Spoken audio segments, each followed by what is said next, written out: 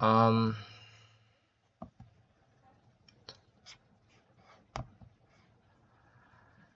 Hello guys, this is Harry again. Today we are basically teaching about market economic system and how it went run, how it goes run, called market failure in economic terms, as well as mixed economic system. So let's get started. So the first topic we are going to talk about is market economic system.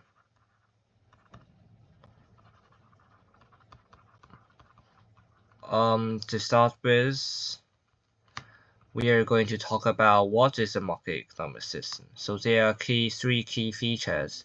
So three key features are privately owned factor of production. So like labor enterprise, then they are privately owned. For example, in the USA, land can be bought. So if land can be bought or owned by a single person or an individual, this means land is privately owned.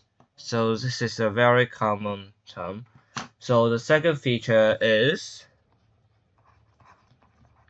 consumers and producers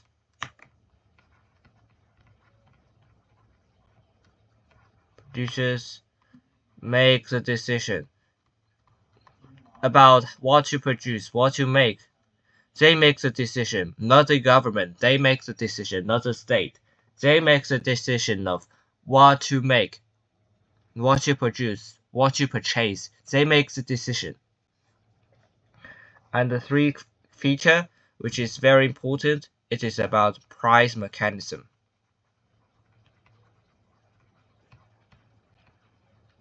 As we may talk about price mechanism, it is basically about the allocation of resources.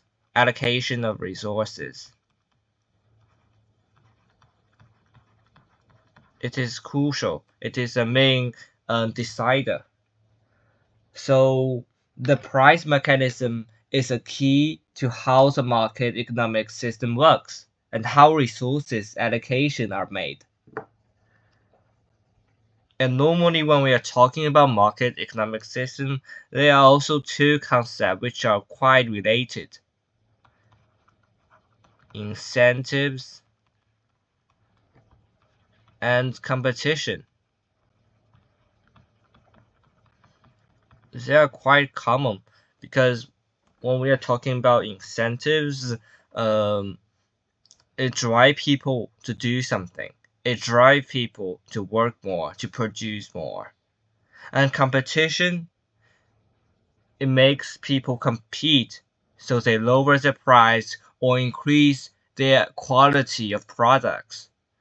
As you can see, in common terms, they are both good, they are both healthy for the whole economic market. And there are as well two common terms or common features of the market economic system, but they are not considered to be the main three features. So now the second step, we are going to think about the advantages and the disadvantages of the market economic system. As we always say, every coin has both sides. So market economic system have to have some advantages, but also disadvantages. For advantages, let's make a simile. Let's make a simile. So market economic system is like water. It's like water. It has good choice. So there is a wide range of water. You have a wider range of choice in market economic system. There are different types. There are a large variety of products. You can choose whatever you want. Have a wider wider latitude. You have a greater choice. The second thing is about the adaptability. Let's think about water. Water can be changed, can be converted into different shape, isn't it? It can be changed into different shape as well as. So it's the same for market economic system. Market economic system can be easily adjusted to consumers' demand. If consumers' demand change, the market economic system will change. The process is actually fueled by price mechanism. The third feature is about what? Freedom. This is something we always think about when comparing market economic system and planned economic system. The freedom is about producers can produce what they want and consumers can consume what they want. This is called the freedom in the market economic system. And the fourth advantage is growth. So market economic system actually encourage innovation. When you innovate, your price might fall and the quality goes up. In these systems, you will actually earn more. And that is what you can do only in the market economic system. So we say market economic system encourage innovation and this cause growth. But there are also disadvantages.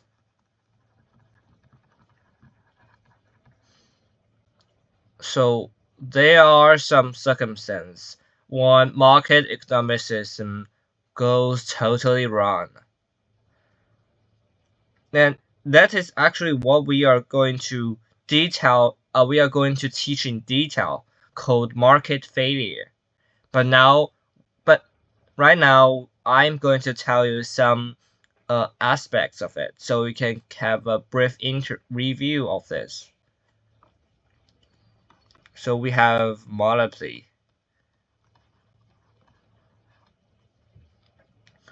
Second, we might have negative externality. If you don't know what negative externality is, it is totally fine. I will tell you what it is in detail just 5 minutes later. But you know there is a thing called negative externality, which is bad. The lack of regulation. As I say, freedom is not always a good thing. You can tell it by what happens now in Western countries. 4. Uneven income distribution.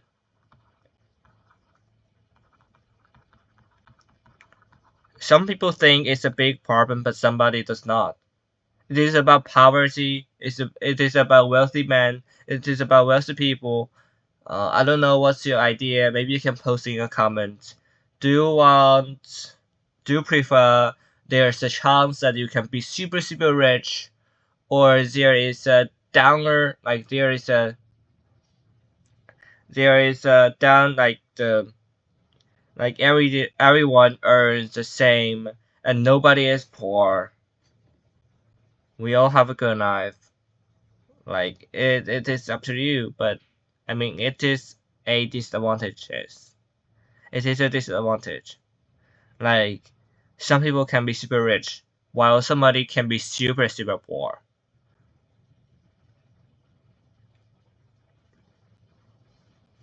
So basically part 1 we ended and now we are talking about market failure.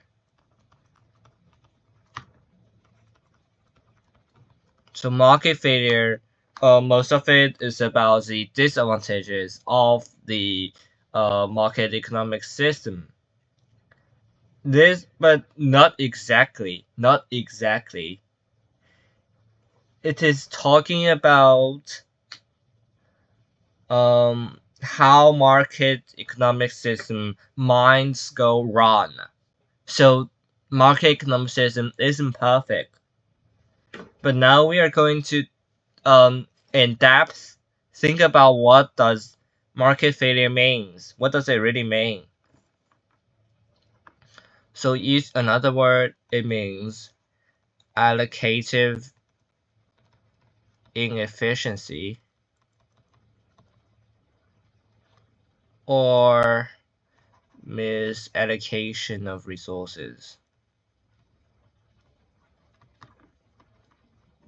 What does it mean? That means the process of allocating resources go wrong. That is the main reason. So the allocation process, there's something wrong about it. Okay. We are not going to talk too much about allocative inefficiency in IGCSE level. We are talking about it in AS or A level or whatever.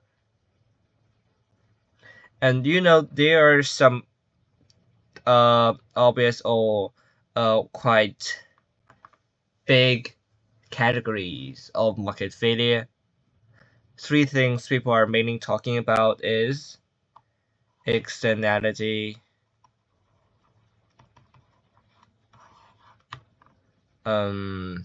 monopoly, but not exactly monopoly. It's just a brief word to make you understand. You actually will get to understand that monopoly is not the main cause. It's not exactly the monopoly that contributes to market failure. The third thing is information failure. But there are more actually. There are more. There are a lot more. But these three are one of the most important. So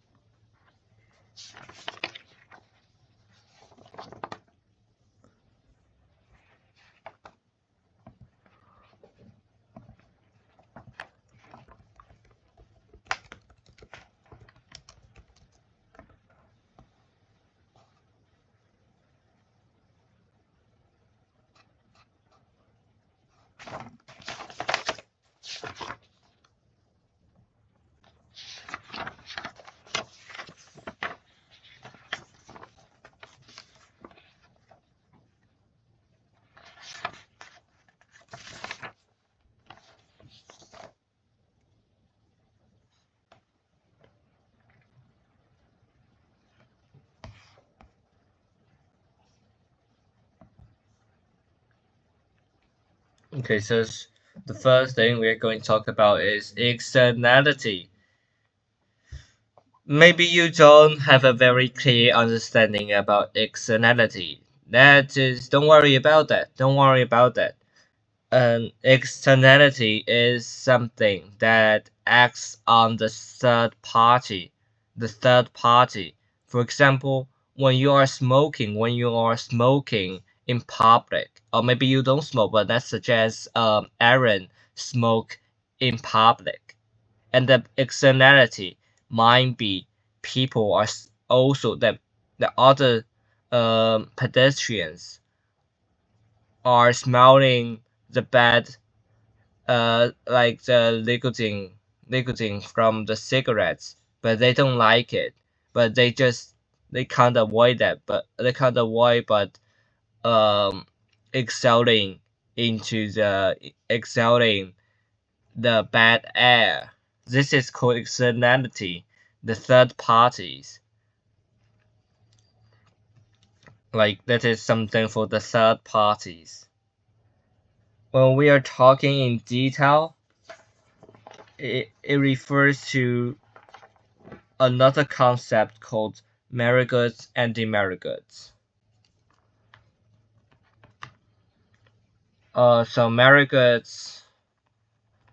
So merit goods are basically the products that have more benefits to consumers than they themselves realize. They don't know how beneficial this kind of product is. We have a lot of examples for merit goods. For example, education. So education is actually more beneficial than you think. But right now, a lot of kids, a lot of children, they just don't want to go to school. But this education thing is actually very, very helpful. And maybe that's why you came here to watch my videos. We have more examples. Like, alright, education, vaccination, yeah, like something about hygiene also counts. So merit goods are something more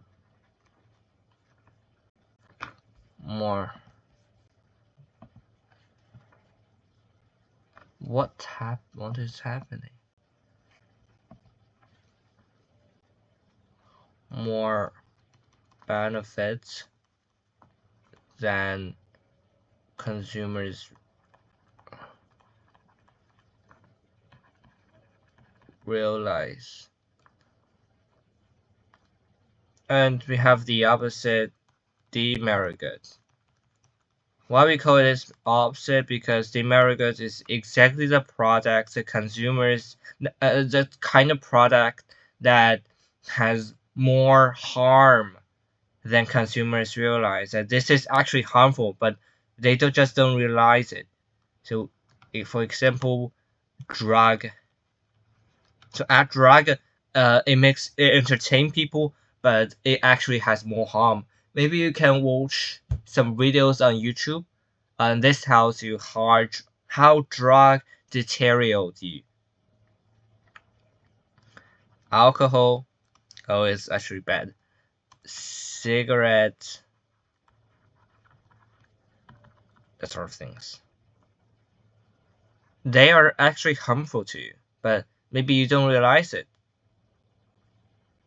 But so this kind of situation makes what? So in the market economic system, there might be higher demand for demerit goods. Like people like drug because it makes them entertain, it makes them ecstatic, it makes them high, really, really high. It makes them happy, produce a lot of dopamine. So there has to be high demand in a free market.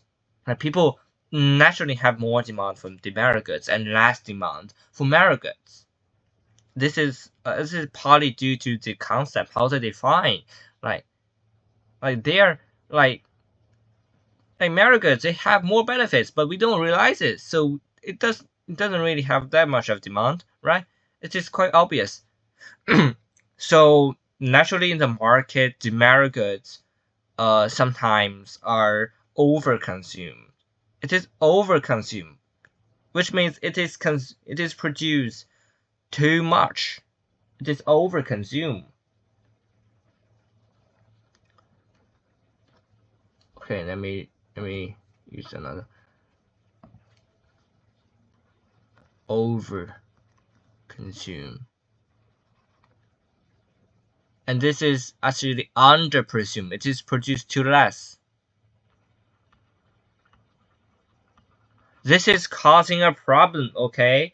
Because the externality is not taken into consideration. This is actually about externality.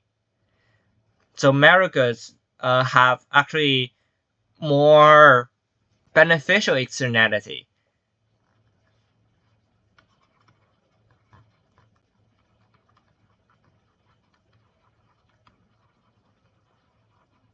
Because it is actually making the society better. It's making the third party better.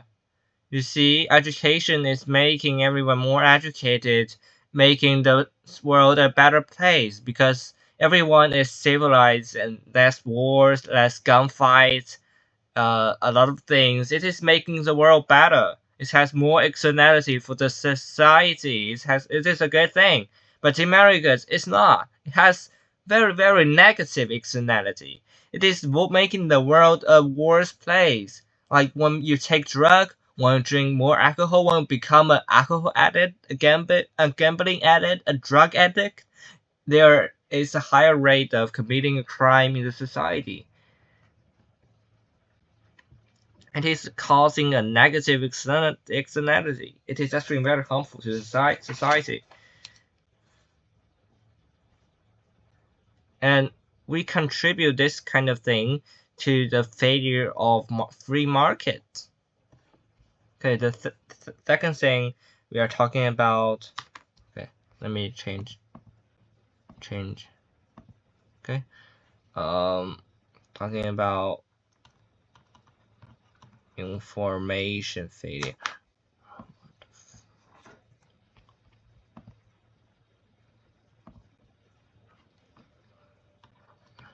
Okay, feels right.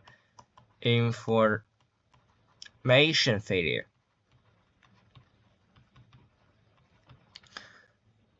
So a fact that we should double check is when two people are contacting, A want to say something to B and B want to say something to C. So maybe the original information is at 100%. It is about like A asks B. The information maybe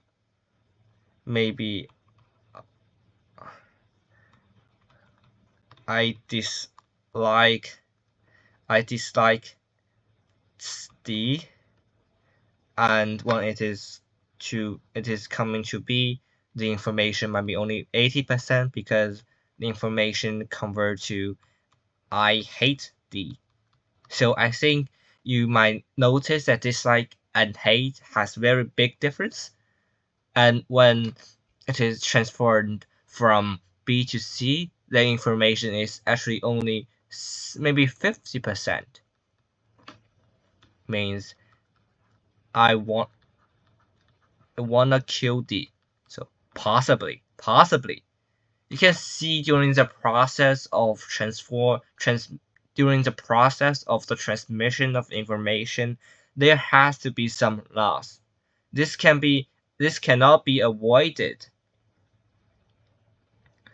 Like there have to be some information that we don't know. But this kind of thing we does not call a information failure exactly. This is just that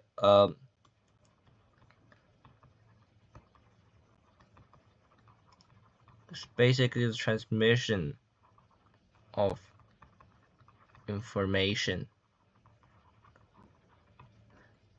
And in fact, what we are talking more about information failure, it is in another a little bit different circumstance. But this thing is really a good fact that you should know that information during the process of transmission of information, there has to be loss, and you can better understand information failure. So information failure occurs when people have inaccurate, incomplete, uncertain, or misunderstood data, and so make potentially wrong choice. So this is made because the transmission of information is not perfect. Maybe it is intended or naturally, we don't know, but it's just not perfect. So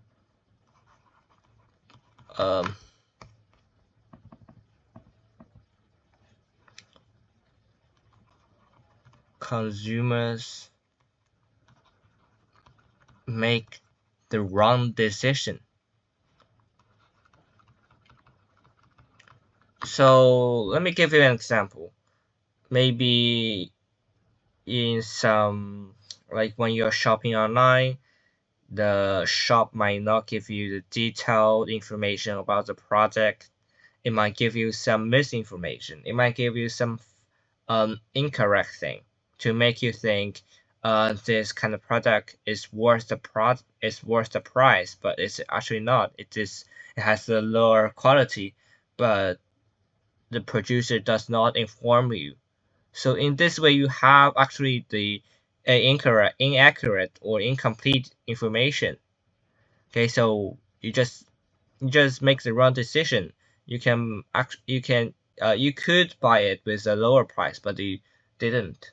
This is because you have the wrong information or incomplete information. Why this is bad? If buyers cannot discern quality, they offer an average price. The average price is too low for high quality sellers, so the price just goes down and down. And for high quality sellers, they don't want to sell the same thing because buyers have the wrong information and they don't know what kind of good is in high quality. And and the producer are thinking about the producer who sell high quality things, they are thinking about why I want to sell that kind of thing. Why do I want to sell high quality things? So they start to sell some low quality things. The average quality of goods in the market just falls. Then buyers can lower their price. And in the end, the market fails to provide desired goods and services. It just goes down and down. Okay, it's so bad. It's so bad. Okay, so bad. Last, we are going to talk about monopoly. So as I mentioned, it is not exactly monopoly. It is about the abuse of monopoly power.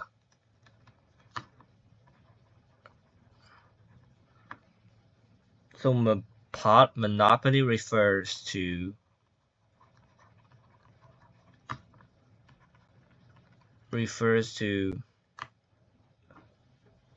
um refers to only one producer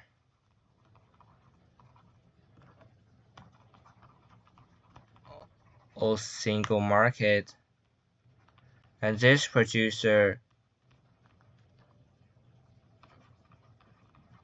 produce limited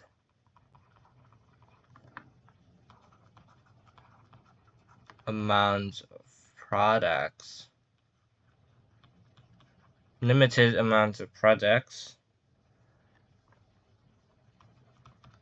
with higher price. So let's say if you can only buy smartphones from Apple, if Apple is bad, if Apple is evil, he might raise his price but produce little amounts of products. Like let's say now an iPhone is $10K, and to earn more, it might raise the price even more but sells less. There is only 10,000 iPhone, each one with $1 million. I don't know. This is making them earn more. This is bad, isn't it? If monopoly exists, there will be naturally less competitive pressure, right? The only one producer, you don't have to compete, and you are the top. You are the first one. You don't have to compete. So this kind of thing, lack of competition, pressure. So producer fail respond to consumers' demand.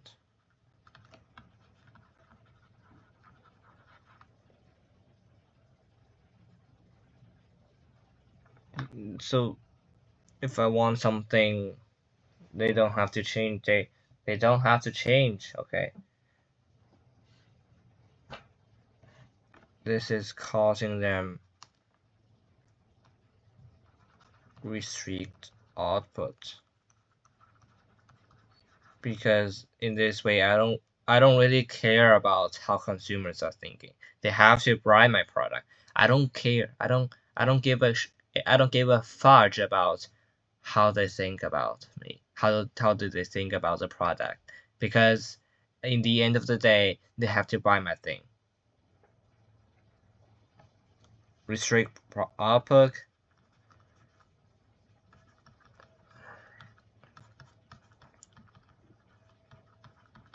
Okay. So this is about the abuse of monopoly power. But they are actually more, okay. They are actually more.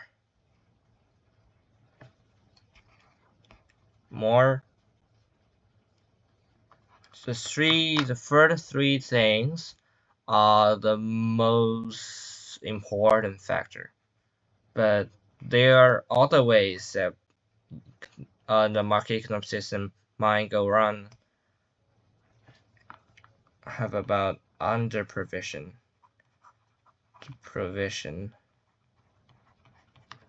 of public goods. Like, first we have to understand what public goods are. Public goods, so public goods is a good question. Public goods, so let's start with two features. Non-excludable. Okay, you might not understand these two words right now, but maybe you can take a note first. So two adjectives for public goods: non-excludable and non-rival. Let's give you some examples of public goods. For example, street light, lighthouse.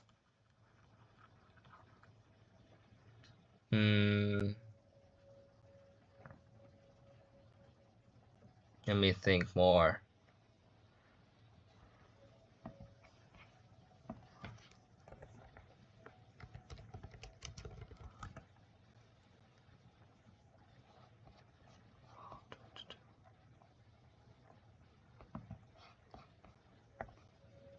Okay, maybe roads, parks. I don't know if you notice their similarities. Everyone can enjoy street light because it does not you don't have to pay for street light. When you are walking on the road, you don't have to pay for the construction of road. Like, you don't have to pay for them. And if you don't have to pay for them, how do producer make a profit from making them? If they don't make a profit, why do they ever want to produce public good? That suggests every producer is rational. They don't want to produce any public goods. And this is actually because the two features, non-excludable and non-rival. So non-excludable means you cannot make the product exclusive. You cannot make it exclusive. Okay? You can't make it exclusive. Everyone can enjoy it, and it's not something you can prevent. You cannot prevent me from enjoying street light. You cannot prevent me from walking on the roads.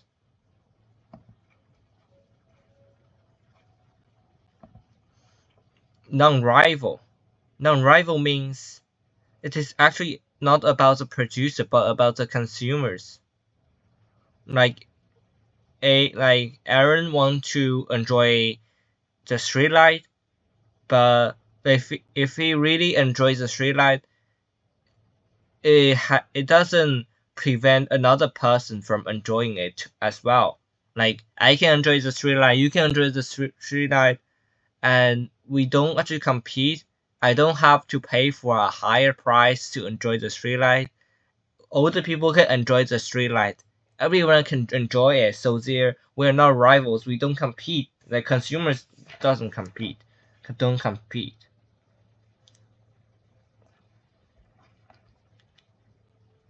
This is actually not a little bit strange, but maybe you should understand.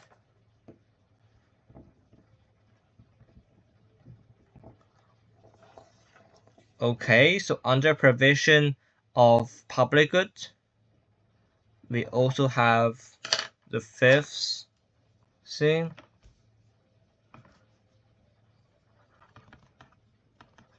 Immobility of resources.